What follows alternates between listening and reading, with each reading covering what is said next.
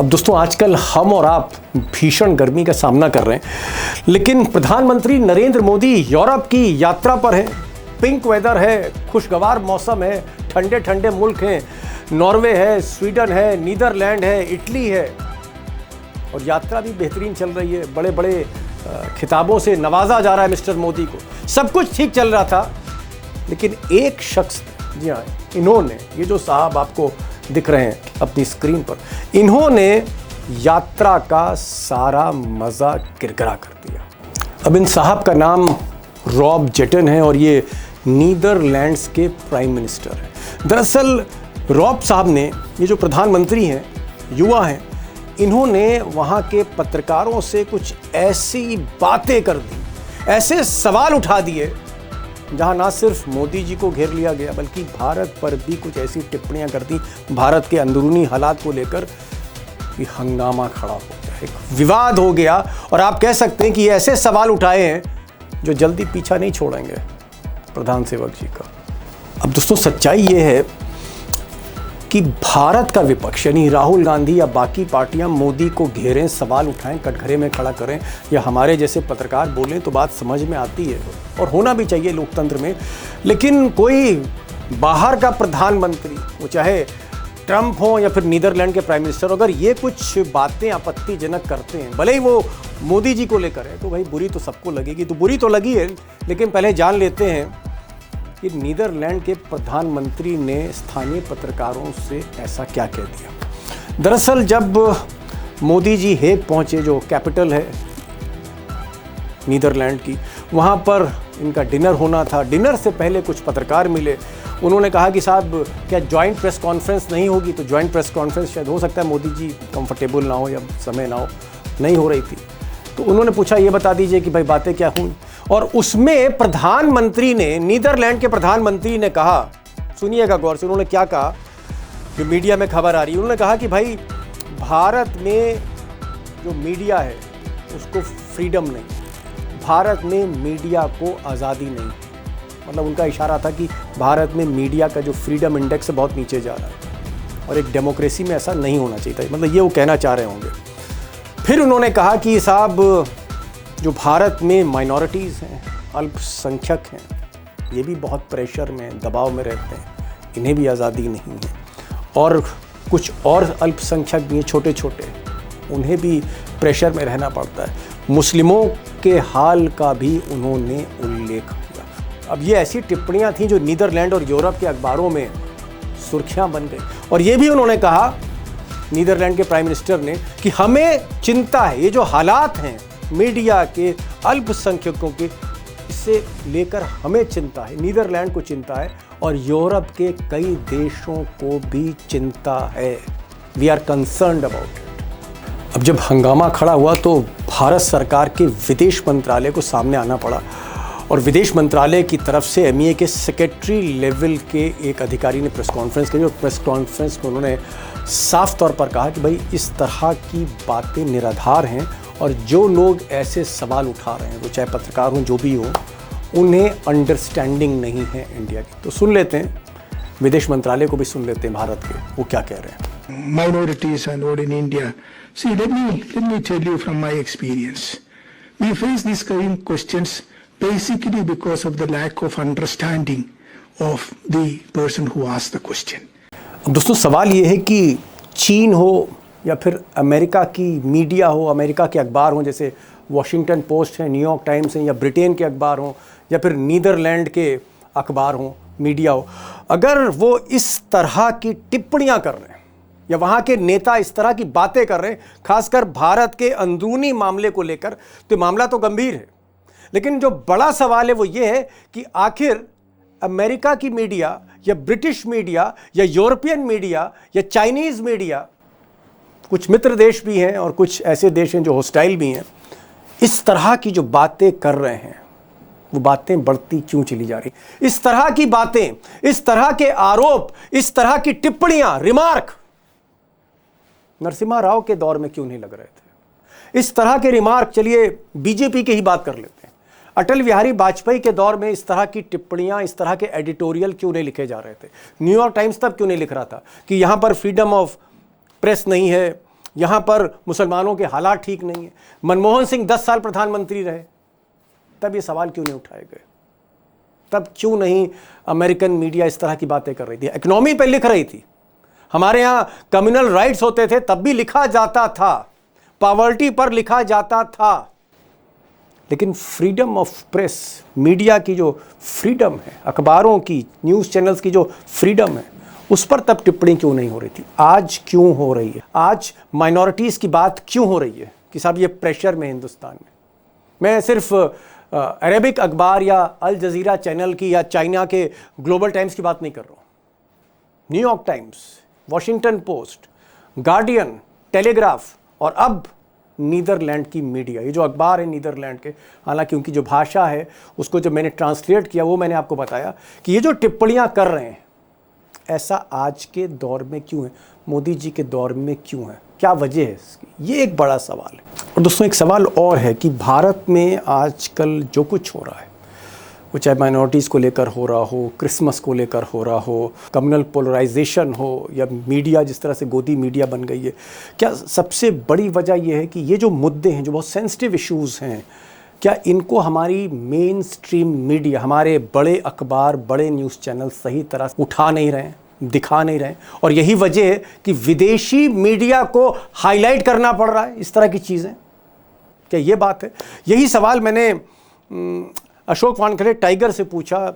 30-35 साल का उनका करियर है, बहुत बेधड़क पत्रकार हैं, भारत सरकार से लेकर और राज्य सरकारें तक कवर करते हैं।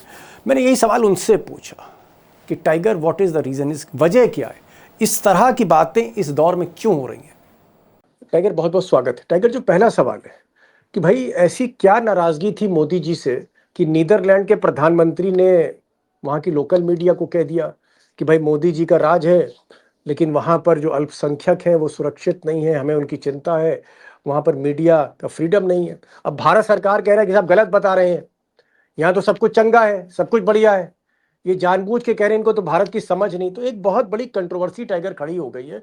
हालांकि प्रधानमंत्री अपने ही हैं भाई, जब देश की बात आएगी तो मोदी का अपमान तो फिर हमारा आपका भी अपमान है अगर विदेश में हो रहा है।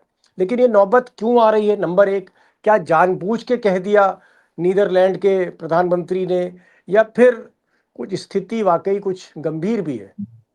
देखिए, अब ये पूरा ग्लोबल विलेज है। आप क्या समझते हैं, बांग्लादेश में जो अत्याचार होते हैं तो हमारे यहाँ नहीं बात आती? पाकिस्तान में कुछ होता है तो हमारे यहाँ खबरें नहीं आती? ईरान और अभी अमेरिका का युद्ध चल रहा है, उस युद्ध में प्लेन गिरा, अमेरिका कंफर्म करने के पहले CNN कंफर्म कर देता है। पूरे विश्व में खबरें इधर की जब उधर जाती है, खबरों का फ्लो नहीं रोक सकते आप। आपके यहाँ क्रिसमस में क्या हुआ? पिछले क्रिसमस में आप मुझे बताइए। आज मैं 60+ हूं। मैंने कम से कम, जब मैं सतारा सैनिक स्कूल में गया, 10 साल का था, तब से मुझे क्रिसमस क्या है ये पता था। गांव में तो हमारे यहाँ नहीं थी क्रिश्चियनिटी, लेकिन बाहर आने के बाद पता पड़ा कि क्रिसमस भी होता है, सांता क्लॉज भी होता है। तब से लेके पिछले साल तक मैंने कभी क्रिसमस में इतना उधम नहीं देखा कि चर्च के सामने आप राम रक्षा, मतलब हनुमान चालीसा पढ़ रहे हो, मॉल तोड़ रहे हो यदि वहां पे क्रिसमस के लिए उन्होंने वेलकम किया। ट्री लगाए। हाँ, ये पूरे विश्व में है। जो लोग क्रिश्चियन नहीं है, वो भी क्रिसमस एक इवेंट है, पूरे विश्व में ये मार्केटिंग का इवेंट है। लोग क्रिसमस से लेके न्यू ईयर तक लंबा उनका एक पूरा न्यू ईयर का ईव सेलिब्रेट करते हैं। उसके लिए मॉल्स, रेस्टोरेंट सब सेलिब्रेट होता है, सब लाइटिंग होती है। तो उसको तोड़ दिया गया। क्या ये खबरें बाहर नहीं जाती? हम हिंदू है, इसका मतलब किसी और धर्म की इज्जत नहीं कर सकते क्या? व्हाइट हाउस में दिवाली मनती है तो क्या वो हिंदू है क्या? लेकिन व्हाइट हाउस में दिवाली मनती है तो बड़े अपन गर्व के साथ देखो व्हाइट हाउस में दिवाली मनाता है। हमारे प्रधानमंत्री जाते हैं चर्च में क्रिसमस के दिन और बोलते हैं कि मेरे बड़े पुराने संबंध है आपके समाज से, वो चल जाता है। लेकिन बाकी जगह कोई ये करे तो नहीं चल जाता। ये सारे रिपोर्ट्स विश्व के तरफ। इस बार तो अमेरिका में रिएक्शन हुआ भाई इसका। आज आपने बहुत बड़ी बात कही और उस बात के लिए मैं भी बिल्कुल समर्थन में हूं उसके, कि प्रधानमंत्री भारत के हैं, वो हमारे हैं। हमारे प्रधानमंत्री को हम कुछ भी कहें, लेकिन हमारी प्रधानमंत्री के बाहर बेइज्जती होती है, ये पूरे देश की बेइज्जती। और ये बेइज्जती कौन करवा रहा है? प्रधानमंत्री की किरकिरी कौन करवा रहा है? ये अंधभक्त, ये तथाकथित, ये जो सर कटवा दो 1 करोड़ रुपए देता हूं, आज वो साहिल घोष का किसी ने कहा कि इसका सर एक सांसद का सर कटवाने का 1 करोड़ रुपए अनाउंस किया उसने। ये क्यों होता है? ये जाहिलियत जो है, ये देश के प्रधानमंत्री की बेइज्जती करवाता है बाहर। जी। नहीं, ठीक है टाइगर, आप कह रहे हैं कि इसमें जो ज़िम्मेदारी है, ख़ासकर जो अंधभक्त टाइप के लोग हैं, जो कभी मस्जिदों के सामने नाचते हैं या लाउड स्पीकर जो है वहाँ लगा देते हैं या फिर डीजे बजता है, ये सारी खबरें बाहर जाती हैं और यूरोप इसको लेकर बड़ा कंसर्न महसूस कर रहा है। क्या आपको लगता है कि इस वक़्त इस दौर में ये चीज़ें ज़्यादा बढ़ी, क्योंकि वाजपेयी भी बीजेपी के प्रधानमंत्री थे। ये वाजपेयी को किसी ने कुछ नहीं कहा ऐसा? वाजपेयी की बीजेपी, कुशाभाऊ ठाकरे की बीजेपी, अडवाणी जी की बीजेपी, आज मुझे अपने आप को मैं कई बार कोसता भी हूं। आप और हम जब रिपोर्टिंग कर रहे थे दीपक जी, तब अडवाणी जी बहुत हार्ड लाइनर लग रहे थे हमको। हमको लग रहा था कि वाजपेयी जैसे होने चाहिए, अडवाणी जी बहुत हार्ड लाइनर है। अब पता पड़ता है अडवाणी जी तो काली मिर्च है, ये लाल मिर्च, तीखी मिर्च तो ये है। अब 2014 के बाद भाजपा कितनी बदली है, और इन जी, गुंडों को किसने शह दिया है? इनको पैट्रोनाइज कौन करता है? शुभेंदु अधिकारी जो मुख्यमंत्री बना है, क्या बंगाल के चुनाव पे पूरा विश्व नहीं देख रहा था? और जब शुभेंदु अधिकारी मुख्यमंत्री बनने के बाद बोलता है कि सब अपने अपने घर पे भगवे झंडे लगाओ, अलग अलग करना है मुझे, किसको अलग करना है? हिंदू मुसलमान अलग करना है।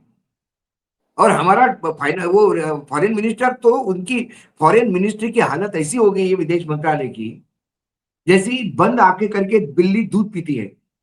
जब बिल्ली चोरी से दूध पीती है तो आंखें बंद कर लेती है। उसको लगता है कि मैं किसी को देख नहीं पा रहा हूं, इसका मतलब कोई मुझे भी देख नहीं रहा हो। और जब पीछे सटका पड़ता है तो फिर भागती है।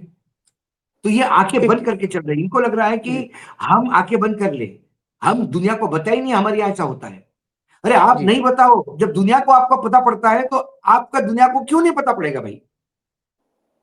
एक चीज़ एक क्या आपको लगता है कि जो प्रधानमंत्री डच प्राइम मिनिस्टर जो थे उनको मतलब रुकना नहीं चाहिए था? मतलब एक तरफ वो मोदी को की मेज़बानी कर रहे हैं, मोदी को डिनर दे रहे हैं और दूसरी तरफ वो लोकल मीडिया से कह रहे हैं कि साहब हमें यहाँ जो माइनॉरिटीज़ है, जो अल्पसंख्यक हैं, जो मुस्लिम आबादी है, उनके साथ अन्याय ना, हो रहा है। यहाँ पर उन्होंने भारत में जी, मीडिया को नहीं कहा। दीपक भाई, मैं थोड़ा करेक्ट कर लूं, मीडिया ने, फिर मैं कहता हूं, मीडिया ने कहा कि ज्वाइंट प्रेस कॉन्फ्रेंस होती तो अच्छा होता, हमें दोनों का व्यू मिलता। क्योंकि joint press conference prime minister of India ने मना की है, तो कम से कम आप बताइए कि क्या हुआ, क्या बातचीत क्या बात हुई? हुई? तब उन्होंने कहा कि हमारी होर्मुज पे भी बात हुई, हमारी मिडिल ईस्ट पे भी बात हुई, साउथ ईस्ट एशिया पे, एनर्जी क्राइसिस पे हमारी बात हुई, यूरोपियन ट्रेड यूनियन का जो हमने किया उस पे बात हुई। लेकिन साथ में यूरोपियन यूनियन के कुछ कंसर्न्स है, उसके बारे में भी प्रधानमंत्री को हमने अवगत कराया। कंसर्न जैसे human rights violation, media banning, media को जो आपने जकड़ रखा है कि मीडिया फ्री मीडिया नहीं है, और धर्म मुस्लिम्स। धर्म का जो है आपका रिलीजियन फ्रीडम नहीं है, दूसरे धर्म के लोगों को प्रताड़ित किया जाता है। In okay. बातों उन्होंने जिक्र किया। उन्होंने बेरोजगारी का जिक्र नहीं किया, उन्होंने महंगाई का जिक्र नहीं किया, क्योंकि वो अपनी इंटरनल मामले हैं। लेकिन एक नहीं ह्यूमन लेकिन राइट्स देखिए, का वायलेशन का, ठीक, ह्यूमन राइट्स का होता है। देखिए, free media, human rights, religious freedom, ये वर्ल्ड ओवर कंसर्न है। किसी भी देश में होता है तो उनको बाकायदा उस पर एक्शन होती है, उस पर डोजियर निकलता है, उस पर स्टेटमेंट दिया जाता है। ठीक है। चलिए ठीक है हमारे आप यहाँ ओबामा आए थे, ओबामा जब आए और जाते समय यही प्रधानमंत्री थे, जाने वाले दिन उन्होंने बोल दिया कि हाँ, रिलीजियस फ्रीडम को लेके बात करके चले गए वो। क्या आपको लगता है कि नरेंद्र मोदी को डच प्राइम मिनिस्टर के साथ, नीदरलैंड के प्राइम मिनिस्टर के साथ अगर वो संयुक्त प्रेस वार्ता करते, वहाँ के तो पत्रकारों से बातचीत करते? ये ओह! सवाल उठता प्रेस कॉन्फ्रेंस में। आपने देखा नहीं, ओके। अडानी को लेकर जब सवाल उठा तो क्या जवाब दे पाए प्रधानमंत्री जी? प्रधानमंत्री जी ने वसुधैव कुटुंबकम, वसुधैव कुटुंबकम जैसी बात करना चालू कर दी, विश्व ही हमारा गांव है और पूरा विश्व हमारा है। सवाल का जवाब, इस सवाल का क्या जवाब देते? वहां लोग चार डाटा फेंकते हैं। चलिए आपका ये कहना है कि नरेंद्र मोदी को एक तरह से आभास हो रहा था कि अगर वो संयुक्त प्रेस वार्ता करेंगे तो इस तरह के सवाल वहाँ के पत्रकार पूछेंगे। ये एक तरह का यूरोप का मिजाज है, नीदरलैंड हो, जर्मनी हो, फ्रांस हो, स्वीडन हो, इटली, और उनका ये एक तरह का मिजाज है। नीदरलैंड के प्राइम मिनिस्टर वो speaking on behalf of European union. ठीक है, ठीक है, ठीक है, ठीक उन्होंने है, कहा this is the concern of the European union. ठीक है। चलिए ये मसले उठते। आपने एक चीज़ और कह दी कि भाई अब ये ग्लोबल विलेज है दुनिया, इंटरनेट का दौर है, सोशल मीडिया का दौर है। अगर किसी भी देश में कुछ भी गलत होता है तो उसकी चर्चा होती है, और भारत में अगर कुछ इस तरह की चीज़ें हैं तो वो बाहर उसकी चर्चा होगी। भारत आइसोलेट होके नहीं रह सकता है। मुझे ये बताइए कि भाई हिंदुस्तान, चाहे नेहरू का टाइम हो या वाजपेयी का भी टाइम हो, जो भाजपा के प्रधानमंत्री थे, तब तक तो सब कुछ ठीक ठाक था। इस वक्त अगर आपको लगता है कि माइनॉरिटीज़ के साथ थोड़ा सा भेदभाव है, या उनको टारगेट किया जाता है माइनॉरिटीज़ को जानबूझ के लिए, एक वोटों के ध्रुवीकरण के लिए, और फ्रीडम ऑफ प्रेस भी उतनी नहीं है, तो क्या ये नरेंद्र मोदी को लौट के, भले ही हम नरेंद्र मोदी की को विदेश में उनकी बदनामी नहीं होनी चाहिए, हम लोग सवाल पूछें नरेंद्र मोदी से, क्या नरेंद्र मोदी को भारत लौटकर इस पर चिंता करनी चाहिए? और नहीं, जी, नहीं करेंगे चिंता। क्यों करेंगे? उनको किसी दूसरे बीजेपी के एक आधे संजीदा नेता ने बोल भी दिया तो वो बोलेंगे कि डेनमार्क में चुनाव लड़ना है क्या तुम्हें? यूरोप में ओके, चुनाव लड़ना? चुनाव भारत में लड़ना है हमें। भारत, देखिए आपने अटल बिहारी जी की टाइम किया। अटल बिहारी जी के पास एक विकास की एक रोड मैप था। अटल जी की सरकार बहुत बढ़िया चल रही थी सरकार। कुछ सवाल आज पत्रकारिता में रहते हुए मुझे अभी तक नहीं समझ में आ गए कि अटल जी की सरकार को मैंडेट क्यों नहीं मिला। अटल जी की सरकार ने बहुत अच्छा काम किया था, उसके बावजूद मैंडेट नहीं मिला। लेकिन उनके पास एक रोड मैप था। मनमोहन सिंह जी के पास एक रोड मैप था। राव साहब के पास भी एक रोड मैप था, जिन्होंने मनमोहन सिंह को फाइनेंस मिनिस्टर बना के लाया और वित्तीय सुधारणा की।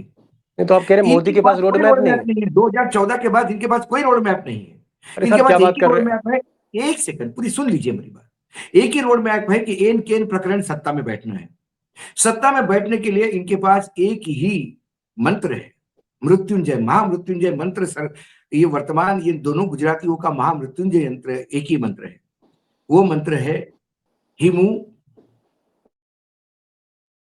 भप मम। हिमू भप मम, हिमू भप मम। हिंदू मुसलमान, भारत पाकिस्तान, मंदिर मस्जिद। और इस मंत्र को लागू करने के लिए आपको ये वैगाबॉन्ड कैरेक्टर चाहिए। इस तरह के लोग चाहिए। इस तरह के लोग चाहिए। अब औरंगजेब के समय हिंदू खतरे में नहीं था, जो सबसे हिंदुइज्म के लिए या सनातन धर्म के लिए सबसे बुरा पीरियड कोई होगा, जो ऑर्डिनरी जो हिस्ट्री जो आम मतलब तीसरी चौथी क्लास के लड़के को भी पूछो तो औरंगजेब का समय था। तब हिंदू हिंदू धर्म खतरे में नहीं था, सनातन धर्म खतरे में नहीं था। अब ये लोग सत्ता में है तो हिंदू धर्म खतरे में हो गया। कहां से खतरे में हो गया? इतने साल तक कांग्रेस वहां सत्ता में थी, एजीपी भी सत्ता में थी आसाम में। अब जब से हेमंत विश्व शर्मा आसाम में सत्ता में आए तब से बिल्कुल आसाम हाथ से जा रहा है, डेमोग्राफी चेंज हो रही है। टाइगर, आपको क्या है कंक्लूजन, आपका क्या है कि ऐसा ही चलता रहेगा? ऐसा इनको देखिए क्या है, एक कहावत है बहुत, मतलब जनरली बोलने में, मैं किसी को बोल नहीं रहा हूं, कहावत बता रहा हूं। नंगे के 9 ग्रह बलवान होते हैं। यूरोपियन यूनियन क्या कहता है कहने दो। विदेश में क्या ज्यादा क्या होगा, प्रेस कॉन्फ्रेंस नहीं लेंगे, छोड़ो। प्रेस वाले पूछते तो वहां पे भी नहीं, हम इंडिया में भी कहाँ प्रेस वालों को हम तवज्जो देते हैं। ठीक। हमको तो वो प्रेस वाले चाहिए कि जो हम सुबह बोलेंगे चला रहे हैं सुबह से, और वो चलता है। टाइगर का कहना है, अशोक वानखेड़े टाइगर का कहना है कि भाई ये सब कुछ चलता रहेगा क्योंकि ये पार्ट एंड पार्सल है वोट यही बैंक का। भाजपा का सत्ता में आने का जुगाड़ है, ऐसा उनका सोच है, मैं नहीं मानता। ठीक है, ये कह रहे हैं उनकी ये सोच है कि ये जो ध्रुवीकरण है, सांप्रदायिक ध्रुवीकरण है, या यही फिर यही उनका बेस है। मीडिया को अपने हाथ में रखना है, इलेक्शन कमीशन को अपने हाथ में रखना है, सिस्टम को अपने हाथ में रखना है, इसी से वो राज्य जीतते रहेंगे, सत्ता उनको मिलती रहेगी, ये एक मंत्र है मेन। और इसलिए नरेंद्र मोदी सरकार को बहुत फर्क नहीं पड़ता है कि नीदरलैंड के किसी प्रधानमंत्री ने कुछ कर दिया या फिर किसी और देश में कोई टिप्पणी हो गई या अमेरिका के वॉशिंगटन पोस्ट या न्यूयॉर्क टाइम्स जैसे अखबार ने ये कह दिया कि साहब हिंदू और मुस्लिम के नाम के यहाँ पर जो है कहीं ना कहीं एक ध्रुवीकरण कराया जा रहा है जानबूझ के, जिसमें सरकार देखिए, दोषी। इसका आपको कोई और असर मुझे आपको और मुझे शर्म आती है। आपको और मुझे शर्म आती है जब रुपया गिरता है।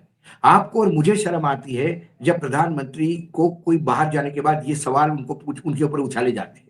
मुझे और आपको शर्म आती है, लेकिन जिसको आनी चाहिए वो जी निर्लज्जता की चादर ओढ़े बैठे हैं। चलिए, यही यही राजनीति है और यही वोट का गेम है कि किसी तरह से आपको सत्ता पर आप काबिज रहें, भले ही दुनिया जो कहती रहे, इसकी परवाह नहीं करनी चाहिए। एक कान से बात सुने, दूसरे से निकाल दें और काफिला आगे बढ़ता रहे। ये टाइगर ने कहा, और टाइगर ने कहा इसका कोई बहुत हाल फिलहाल में कोई सॉल्यूशन नहीं है, कोई सॉल्यूशन नहीं है। ज़्यादा से ज़्यादा ये होगा कि आने वाले समय में प्रधान सेवक विदेश में भी पत्रकारों से बातचीत बंद कर देंगे, जैसे यहाँ पर नहीं करते हैं वो। टाइगर आप आए, खुलकर चीज़ें सामने रखी, बहुत बहुत शुक्रिया, थैंक यू सो मच। इतना आप ओपनली बोले, इतना बोल्डली बोले, बड़ा मुश्किल है इस दौर में, फिर भी आप बोलते हैं, रिस्क लेते हैं, और इसलिए मैं आपको सैल्यूट करता हूँ। Thank you so much, thank you so much for a brilliant brilliant answers on this evening. Thank you so much.